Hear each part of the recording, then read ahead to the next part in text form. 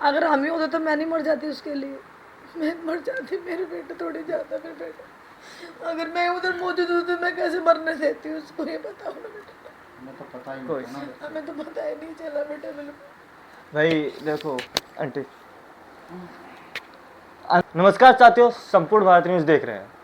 अभी मैं उसी उत्तम नगर में मौजूद हूं जो कि काफ़ी ज़्यादा पिछले 1-1.5 महीने से ट्रेंड पर है। इसलिए ट्रेंड पर नहीं है कि उत्तम नगर में कुछ ऐसी चीज़ हुई है जो कि फेमस हो, बल्कि इसलिए है कि जो हमारा हिंदू धर्म का पावन त्यौहार होली आता है, उसमें एक हिंदू की, जो कि उसका कुछ कसूर भी नहीं था, निर्दोष था, आया ही था घर पे, उसे कुछ जिहादी मिल करके जान से मार देते हैं। अब धीरे धीरे घटना बढ़ती है, सभी को पता चलता है, सभी लोग आते हैं यहाँ पर, प्रशासन कार्रवाई भी करता है अपने हिसाब से। लेकिन अब एक बात समझ में नहीं आती, अगर ये परिवार अपने न्याय के लिए कोर्ट कचहरी थाना हर चीज करता है, तो उसके बाद इसी परिवार को धमकी क्यों मिलती है? भाई धमकी देने का रीजन भी होना चाहिए। अब कह रहे हैं कि आएंगे, तुम्हें देख लेंगे, तुम क्या चीज हो, ईटीसी ईटीसी। उसके बाद घर पे मकान बिकाऊ के पोस्टर लग जाते हैं, क्योंकि यह चीज सबसे ज्यादा ट्रेंड कर गई है अचानक से। तरुण की माता जी, पिताजी और चाचा जी, चाचा जी मौजूद हैं। तीनों से बात करेंगे और आखिर जानने का प्रयास करेंगे आखिर ये धमकी कब आई थी, और ये जो गली में मकान बिकाऊ के पोस्टर लग रहे हैं ये कब से लगने शुरू हुए हैं, क्योंकि हमने इससे पहले भी आए थे तब तो हमने नहीं देखे थे, अब भी हम फिलहाल ही में देख रहे हैं। माता जी एक बार आपका नाम जानना चाहेंगे? लक्ष्मी बेटा। देखिए, अगर सिंपल भाषा में कहूँ, दर्द कम हो नहीं सकता, लेकिन धमकी देना ये मतलब कब हुआ था ये आखिर? फैमिली इस जो घर क्या नाम है सरकार द्वारा बुलडोजर चला था उसमें फिर से रहने आ गए क्या? वो दूसरे घर में, उसमें नहीं, अच्छा तीसरी गली में है, उसमें आ गए। अच्छा। जो मेरे बेटे के मजरिम थे ना, उनके, उनकी भाभियाँ हैं, उनकी माँ है, उनके बच्चे उनके परिवार के ही हैं, नहीं पूरे अच्छा। उनके ही हैं वो। और क्या कह के गए हैं आखिर? वो तो क्या क्या क्या, वो तो सारे वो पोस्ट क्या लग रहे थे उनके, वो भी सील लगाई थी, क्या लगाई थी उनके, पर्चे लगाए थे, फिर भी अंदर नोटिस लगाया था, फिर भी वो अंदर चले गए। वो पुलिस वालों को, उनको पुलिस वालों को सपोर्ट मिल रहा था, वो पुलिस वाले इनको खाना पीना सब कुछ दे रहे हैं उनको ही। पुलिस प्रशासन दे दिया हाँ, खाना? उनको खाना पीना, उनको उनका मोटर तक भी चला रही है, उनकी मोटर चला रही है, उनको दूध ला के दे रही है, उनको चाय पत्ती सब कुछ ला के दे रहे हैं, आटा वाटा सब्जी उब्जी सब कुछ ला के दे रही है उनको। पुलिस कम से होम डिलीवरी करने लग गई भाई? प्रशासन का पहली बार सुन रहा हूँ। पुलिस पुलिस पुलिस प्रशासन का ये होम डिलीवरी काम है या फिर कानून व्यवस्था को संभालना और मुजरिमों को पकड़ने का काम है? नहीं, वो तो उनको साथ दे रही है ना मुजरिमों का। और हिंदुओं का जो यहाँ पे ये हालत हुई है? हमारा तो कुछ भी नहीं दे उन्होंने, जो हमारा लाल चला गया वो उनको थोड़ी देख रहे, तो उनको साथ दे रहे हैं वो तो सारे। अभी एक मैंने सोशल मीडिया पे वीडियो देखी थी, यहाँ की आम जनता पुलिस प्रशासन से भिड़ रही थी कि हमें सुनना ही नहीं है आपकी बात। पुलिस प्रशासन कहता है हम तो आपकी सुरक्षा के लिए आए हैं। हमारे तो सुरक्षा लेनी है, तो उनके लिए आए वो तो सिर्फ बेटा, हमारे लिए तो आए नहीं बिल्कुल भी। सर आपका एक बार नाम जानना चाहेंगे? मेरा नाम मेमराज है। ये जो मतलब मैंने वीडियोस देखी थी, मैं उसके ऊपर एक सवाल कर लेता हूँ, आखिर वीडियो की पूरी सच्चाई क्या है? क्योंकि जहाँ वीडियो में एक तरफ जनता कह रही है कि हमें सुननी नहीं है जी आपकी बात, आप उनका साथ दे रहे हो, पुलिस प्रशासन ये कहते हुए नजर आते हैं कि नहीं जी हम तो आपका भी सुरक्षा कर रहे हैं, आपकी सुरक्षा के लिए ही हैं हम, ऐसा है कुछ? देखो जी, हमारी सुरक्षा तो जब ही होगी ना उन हमें न्याय मिले। जो हमारे बच्चे के आरोपी हैं वो बाहर घूम रहे हैं, तो हम कब समझेंगे कि हमारी कब हो रही है सुरक्षा? वो सब लोग पकड़े जाएं, उसके बाद में, और उनको कड़ी से कड़ी सज़ा मिले, उसके बाद समझेंगे हमें न्याय मिला। नहीं, हम क्या समझेंगे न्याय मिला? माता जी बता रही थी कि उन्हें खाना पहुंचाया जा रहा है, उनकी मोटर चालू की जा रही है, दूध पहुंचाया जा रहा है, मतलब एक तरह से होम डिलीवरी काम हो रहा है पुलिस प्रशासन द्वारा। इस पे क्या कहेंगे? देखो जी, ये तो गलत है। वो लोग आ रहे हैं, इधर रह रहे हैं और हम लोगों को धमकी दे रहे हैं। तरुण की मम्मी यहाँ पे थी, तो वो औरतें आई और वो कुछ मतलब इनको धमकी दे के गई कि तुम्हारा जो एक बेटा है रह गया उसको भी मार देंगे हम बीच चौराहे पे, जैसे उसको मारा।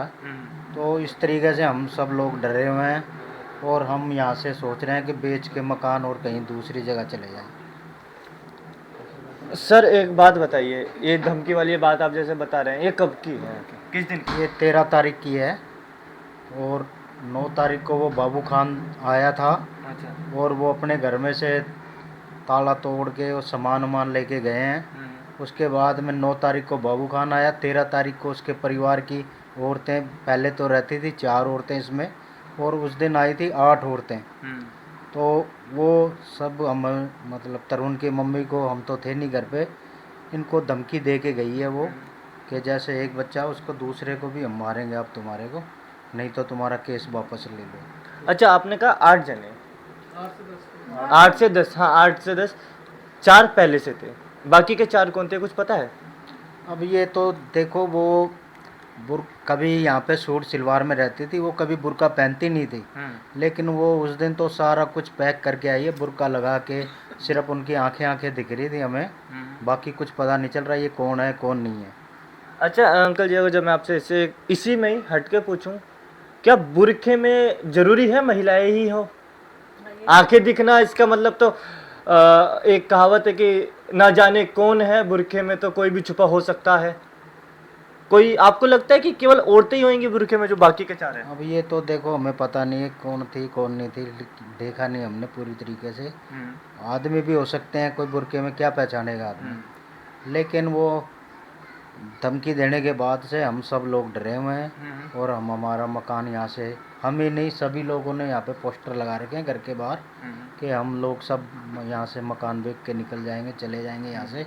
तो सब में डर का माहौल है, वो सब डरे हुए हैं। सर एक बार आपका भी नाम जानना चाहेंगे? मेरा नाम टेकचंद है जी। जब से ये कृत्य हुआ है होली के बाद से अब तक में, ये अभी धमकी आई है, इससे पहले? उससे पहले नहीं थी जी। 13 तारीख को ही फर्स्ट टाइम वो लेडी से भाभी को धमकी दी थी, क्योंकि हम तो थे नहीं यहाँ पे। और उस धमकी के बाद फिर हमने पुलिस में कंप्लेंट भी करी थी, लिखित में कंप्लेंट भी दी थी, पर उस पर अभी कोई कार्रवाई नहीं है, कोई गिरफ्तारी नहीं हुई है जी अभी।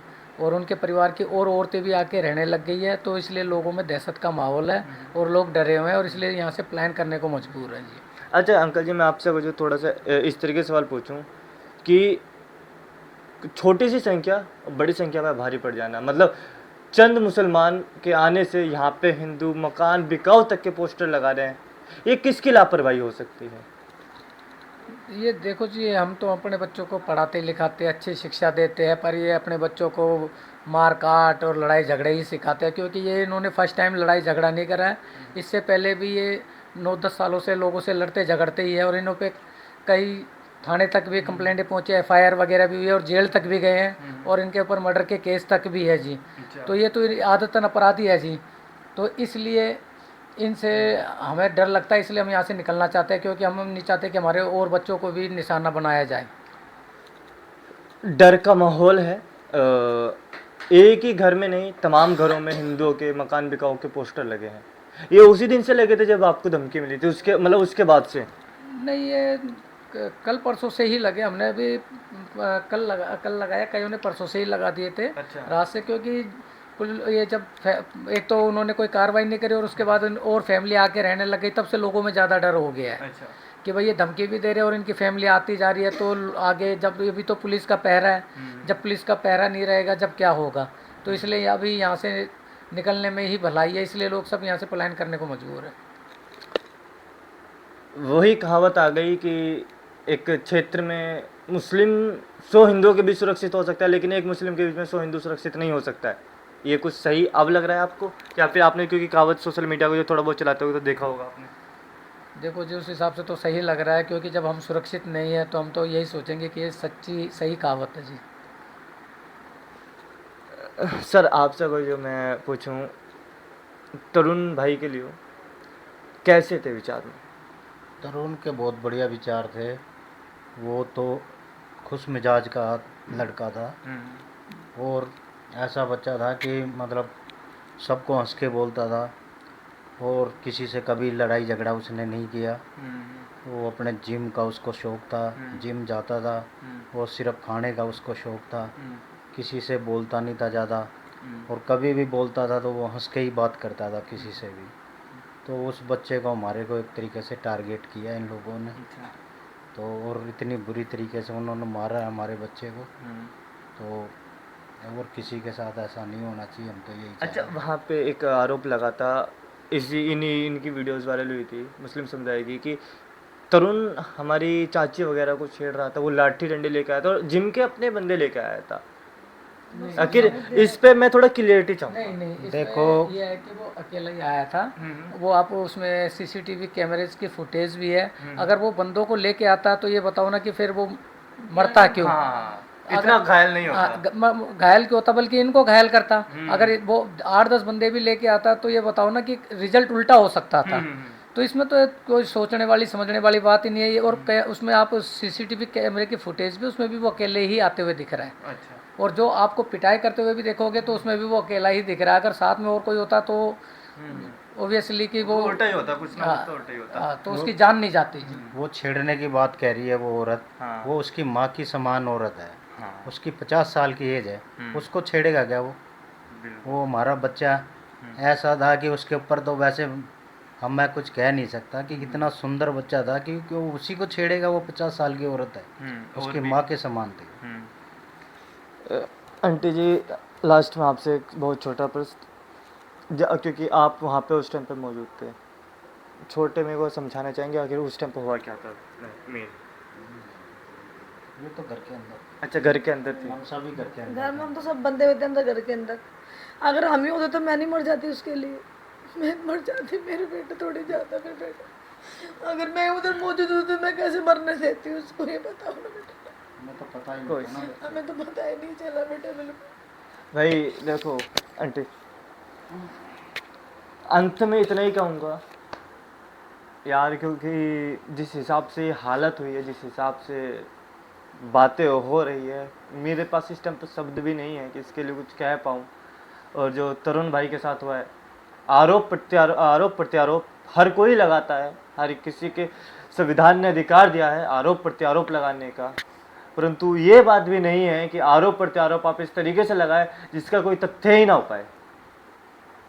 अब जिस हिसाब से प्रशासन देख रहा है, जिस हिसाब से कानून व्यवस्था इस पे नज़र बनाए रखे हैं, मैं कानून पे ना जाकर के मैं सीधा अगर जो नेताओं पे जाऊं, चाहे यहाँ के निगम पार्षद हो, यहाँ के विधायक हो, यहाँ के सांसद हो, यहाँ की दिल्ली की मुख्यमंत्री रेखा गुप्ता हो, वो एक महिला है और महिला एक माता का दर्द समझ सकती है, वो भी एक माता और माता का दर्द समझ सकती है।